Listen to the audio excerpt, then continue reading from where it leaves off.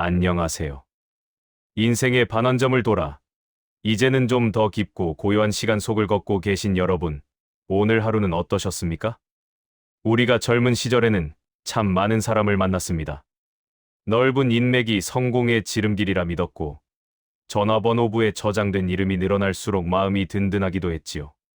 싫은 사람에게도 웃어주어야 했고, 불편한 자리도 마다하지 않고 나갔던 그 시절. 우리는 참 치열하게 살았습니다. 그런데 50을 넘고 60을 바라보며 인생의 가을에 접어드니 어떻습니까? 이제는 많은 사람이 필요한 게 아니라 단 한 사람이라도 진짜 내 사람이 그리워집니다.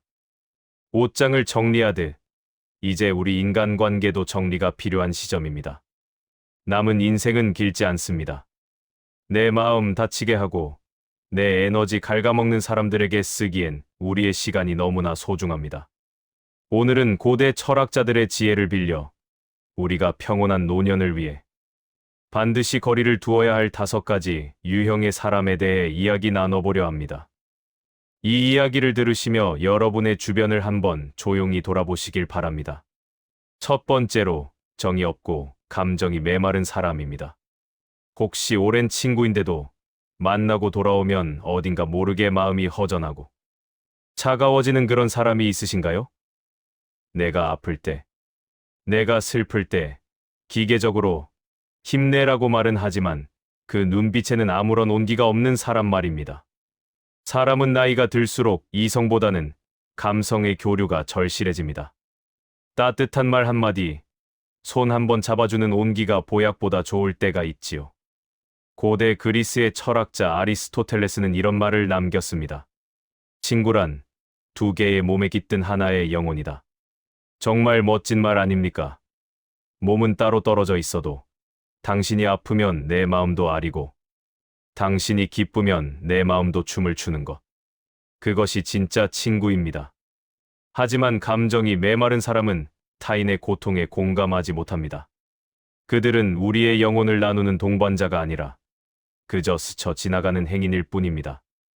이제는 내 기쁨과 슬픔에 진심으로 반응해주는 가슴 따뜻한 사람 곁에 머무십시오.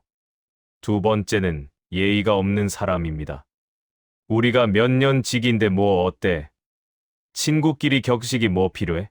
하면서 함부로 말을 뱉고 자존심을 긁는 친구가 있다면 다시 생각해 보셔야 합니다. 친할수록 더 지켜야 하는 선이 있습니다. 젊을 때는 그게 솔직함인 줄 알았고 털털함인 줄 알고 넘어갔습니다. 하지만 나이가 들어보니 알겠습니다. 그것은 무례함이었습니다. 나이가 들수록 사람은 자신의 품격을 지키고 싶어 합니다.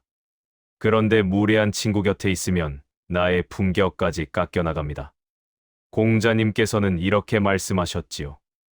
예리가 아니면 보지도 말고 듣지도 말고 말하지도 말라. 그리고 예의를 모르는 사람은 금수, 즉 짐승과 다를 바가 없다고까지 하셨습니다. 무례한 사람은 나의 배려를 권리로 착각합니다. 내가 참아주니까 더 함부로 대하는 것이죠. 영국의 에세이스트 윌리엄 해즐릿은 역경은 친구를 시험한다고 했습니다. 내가 힘들고 약해졌을 때 여전히 나를 존중하고 예의를 갖추는 사람이 진짜 내 사람입니다. 막말을 던지는 사람에게서 조용히 멀어지는 것, 그것은 나 자신을 보호하는 가장 기본적인 예의입니다. 세 번째는 올바른 길을 가지 않는 사람입니다. 자신의 위치나 직분에 맞지 않게 행동하고 법과 도덕을 무시하며 요행을 바라는 사람들. 젊은 날에는 그런 사람들이 요령 좋아 보이고 잘 나가는 것처럼 보였을 수도 있습니다. 하지만 인생 후반전에는 그런 사람들이 가장 큰 위험 요소가 됩니다. 그들은 언제 터질지 모르는 시한폭탄과 같습니다.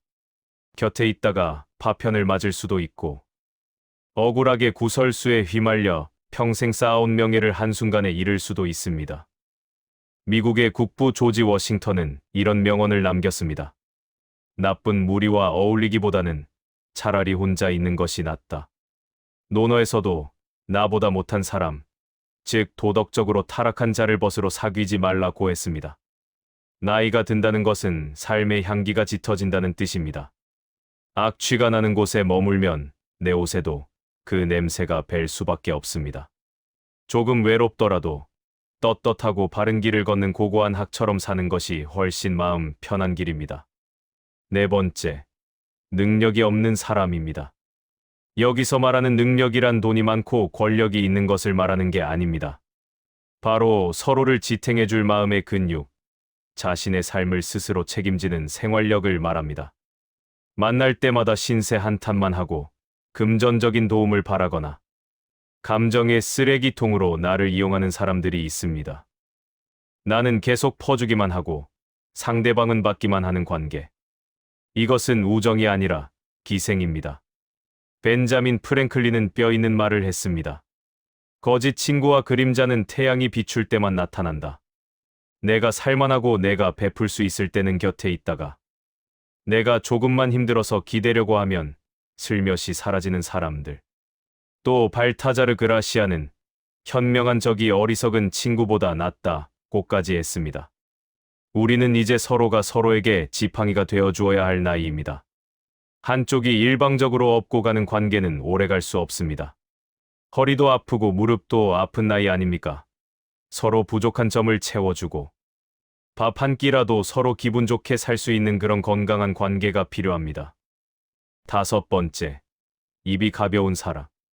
이런 사람은 정말 위험합니다. 너만 알고 있어 라며 남의 험담을 나에게 전하는 그 사람. 그 사람은 분명 다른 곳에 가서 너만 알고 있어 라며 내 이야기를 할 사람입니다. 나이가 들수록 입은 닫고 지갑은 열라고 했습니다. 그만큼 말의 무게가 무거워져야 한다는 뜻입니다. 그런데 나이값을 못하고 여기저기 말을 옮기며 분란을 만드는 사람이 곁에 있으면 내 마음의 평화는 산산조각이 납니다. 플루타르코스는 이렇게 말했습니다. 나는 내가 한 말은 후회한 적이 있지만 침묵한 것을 후회한 적은 한 번도 없다. 나의 치부, 나의 가정사, 나의 고민을 가볍게 안주거리로 삼는 사람은 적보다 더 무서운 존재입니다. 신뢰는 관계의 뿌리입니다. 뿌리가 썩은 나무가 어떻게 비바람을 견디겠습니까? 입이 무겁고 침묵으로도 위로를 건넬 줄 아는 진중한 친구 하나가 100명의 수다쟁이 친구보다 낫습니다. 여러분, 오늘 말씀드린 5가지 유형의 사람들. 어쩌면 우리 주변에 아니면 내 전화번호부 어딘가에 숨어 있을지도 모릅니다. 이 이야기를 듣고 그 사람을 정리해야 하나? 하며 마음이 무거우실 수도 있습니다. 하지만 너무 죄책감 갖지 마십시오. 인연을 끊는다는 것은 상대를 미워하는 것이 아닙니다. 그저 나 자신을 조금 더 사랑하기로 선택하는 것입니다. 정원사가 나무를 잘 키우기 위해 불필요한 가지를 쳐내듯 우리 인생도 아름답게 마무리하기 위해서는 가지치기가 필요합니다. 맞지 않는 사람들을 떠나보낸 그 빈자리는 고독으로 채워지는 것이 아니라 자유와 평안으로 채워질 것입니다. 그리고 그 빈 공간에 비로소 진짜 소중한 사람들이 들어와 쉴 수 있을 것입니다. 오늘 밤 여러분의 곁에 있는 소중한 사람들의 얼굴을 한번 떠올려 보십시오. 그리고 나 자신에게 말해 주십시오. 이제는 애쓰지 말자.